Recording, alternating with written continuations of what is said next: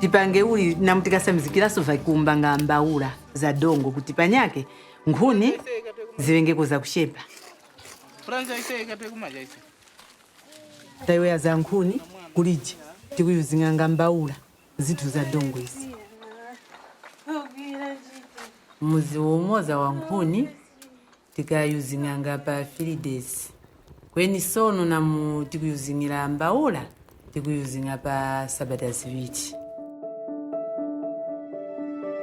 Ine ngukhumba kuti nimanye kuti vanyithu vaku America vakutola serious cha va climate change.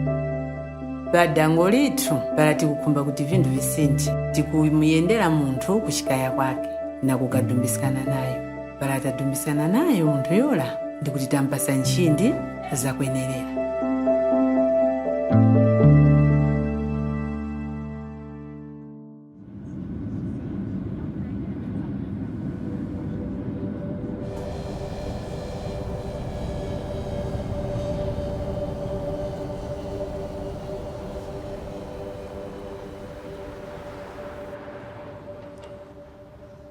Welcome to D-Town Farm, welcome to Detroit, and thank you very much for sharing with us your work in Malawi. We're inspired by that, and we stand in solidarity with you. So we have kale, curly leaf kale. Although Detroit is a majority black city, and there's not one grocery store that's owned by black people in Detroit.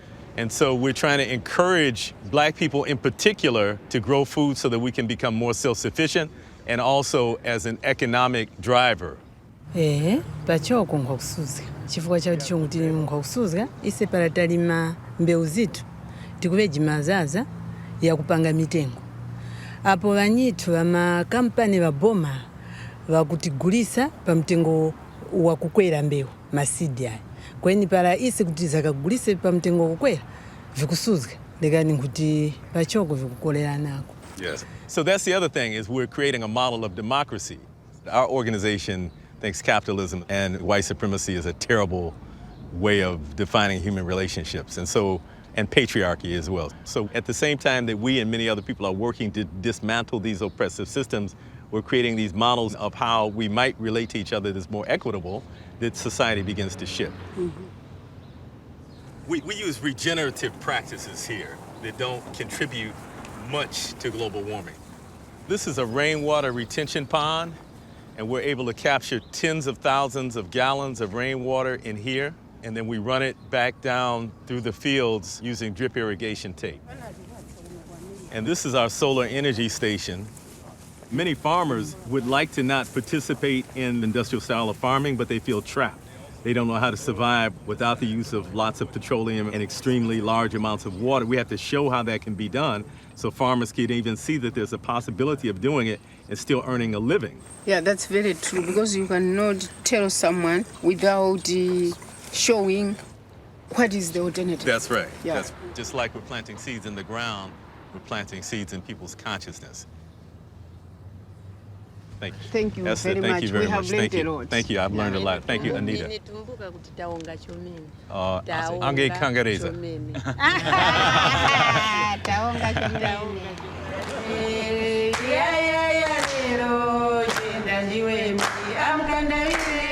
Ine kuva mulongozi nkuwerera nyuma cha kwenkhulutirira walimbikisika vanyani kuti tisinde.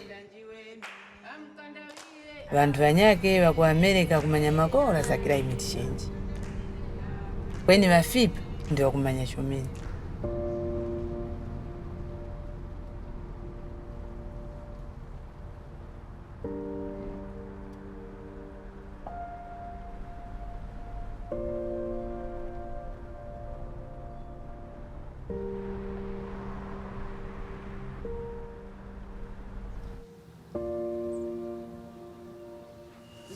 This land around here is land that my family has lived on for many, many, many years. Have you ever heard of Harriet Tubman? Oh, she was an abolitionist. She freed slaves here. She made many trips out of this area. This tree has seen a lot of history. This is called the witness tree.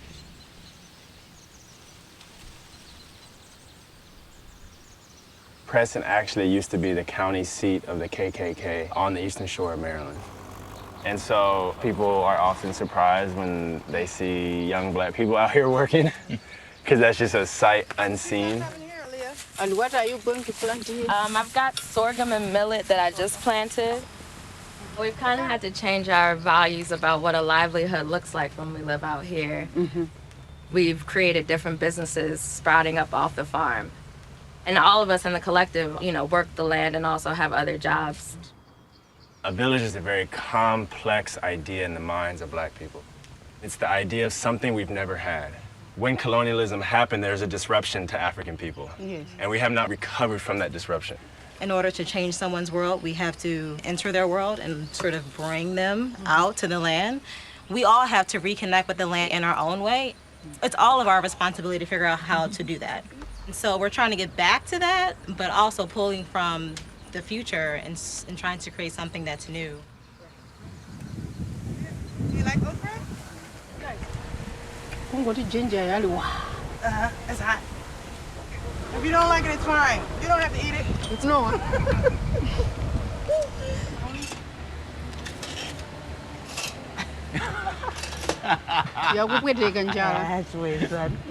My mother and my grandmother's mother have always sort of been the keepers of knowledge. In every place throughout the world, women have always been the keepers of the seeds. And since they were the keepers of the seeds, they were keepers of the cultural traditions. This is rice. It's called upland rice, so it grows in dry areas. And I brought it from my family's land in Trinidad. Oh, there's more, right? Yeah, thank you. When are you coming to Malawi? Let me soon.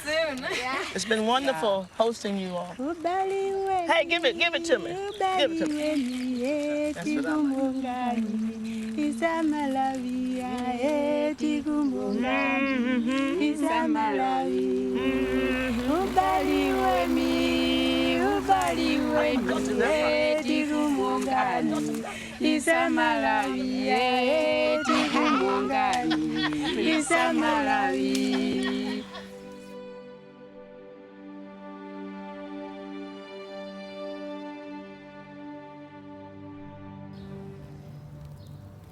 I pray that people who identify themselves as white begin to look at how their actions as a group have negatively impacted humanity, but also to see the great potential that they have to shift and to act in solidarity with African people.